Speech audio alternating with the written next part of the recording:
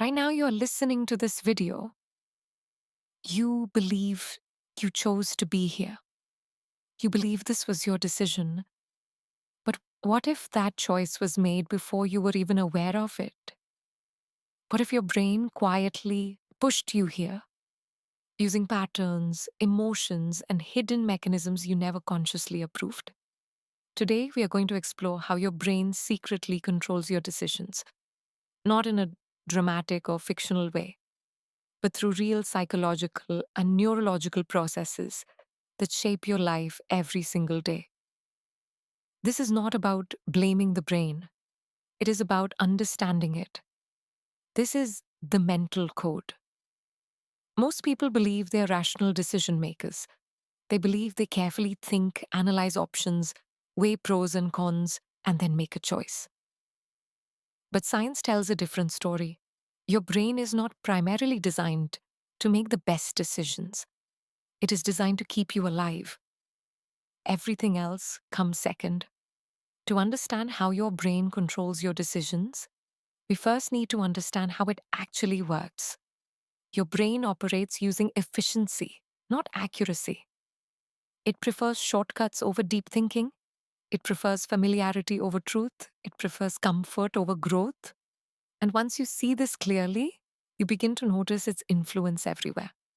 Let's start with a fundamental truth. Your conscious mind is not in charge as much as you think. In multiple neuroscience experiments, researchers found that brain activity related to a decision appears several seconds before a person becomes consciously aware of making that decision. This means the brain starts the decision making process quietly, in the background. Consciousness often arrives later and takes credit. You don't decide first and then act. You often act, and then your conscious mind explains why. This is why people say things like, I don't know why I did that, or it just felt right. Your brain already ran the calculation. Psychologists describe this process using two systems. System one is fast, automatic, emotional, and intuitive. System two is slow, analytical, logical, and effortful. System one is always on. System two turns on only when necessary. The problem is that system one controls most of your daily decisions: what to eat, who to trust, what to avoid, what feels dangerous, what feels safe. System 2 often justifies decisions after they've already been made. So when you believe you're making a logical choice, you're often rationalizing an emotional one. This does not mean logic is useless. It means logic is not always the driver. Your brain relies heavily on emotions.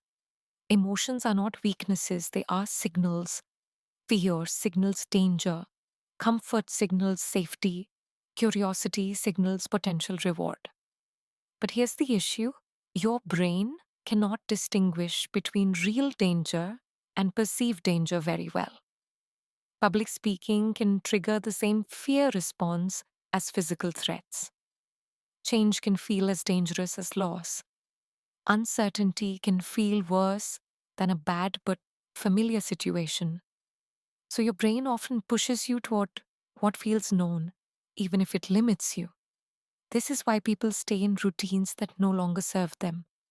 This is why people delay important decisions. This is why growth feels uncomfortable. Your brain equates discomfort with risk. Now let's talk about mental shortcuts. Your brain processes an enormous amount of information every second. To survive, it cannot analyze everything deeply. So it uses shortcuts known as cognitive biases. These biases are not flaws, they are efficiency tools, but they quietly shape your decisions. One of the most powerful is confirmation bias. Your brain prefers information that supports what you already believe. It avoids information that challenges your identity. This is why two people can see the same facts and reach completely different conclusions. Your brain protects your internal consistency more than objective truth. Another powerful bias is loss aversion.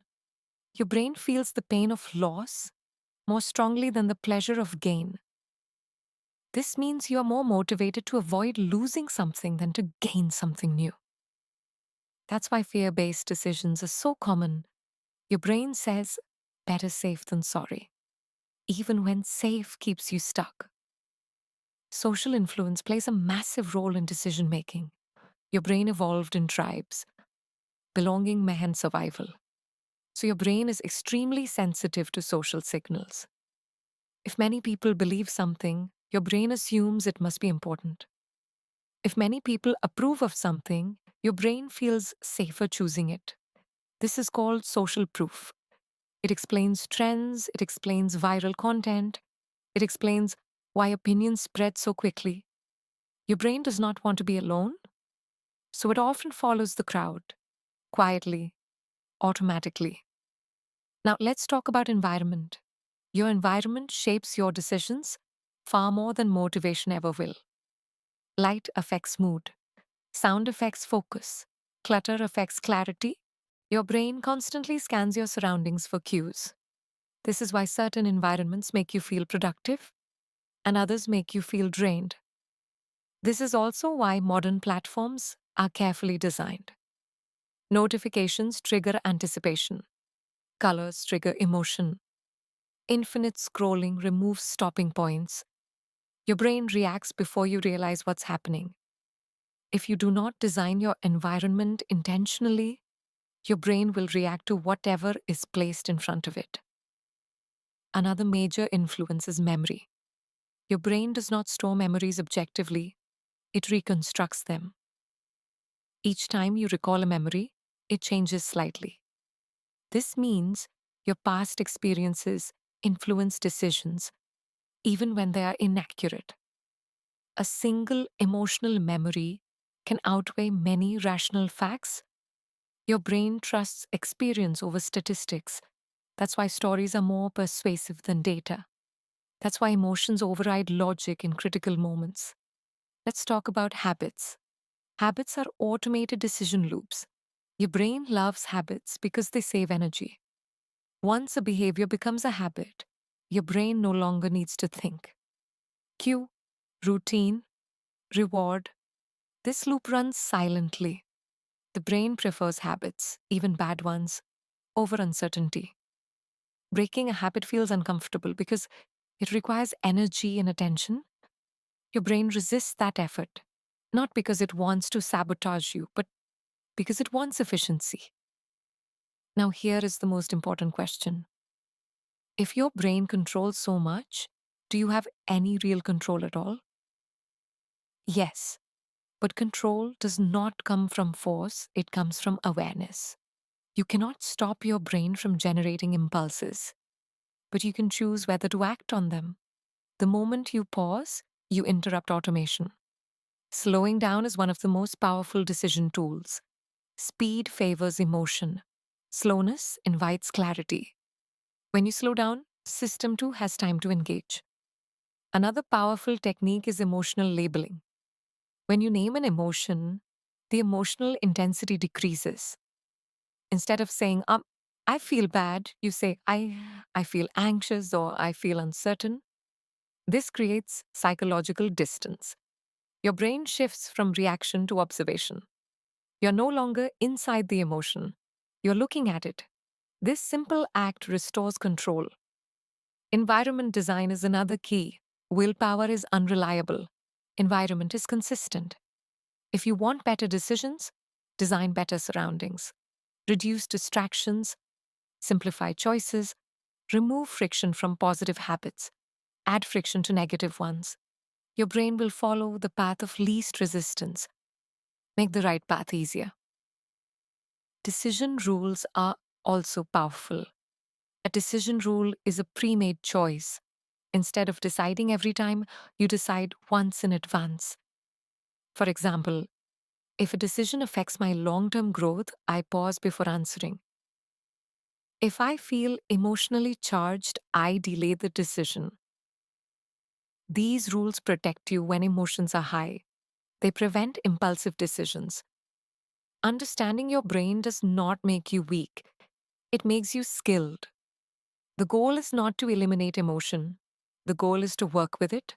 Your brain is a tool, not a master. When you understand its patterns, you stop reacting blindly. You begin responding intentionally. Every day, your brain is shaping your life through small choices. What you pay attention to, what you avoid, what you repeat. Over time, these choices become identity, and identity becomes destiny. The most powerful shift happens when you stop asking, oh, why am I like this, Tan, and start asking, how does my brain work? That question changes everything. Because once you understand the mental code, you stop being controlled by it. You begin rewriting it. Your brain will always influence your decisions, but influence is not control.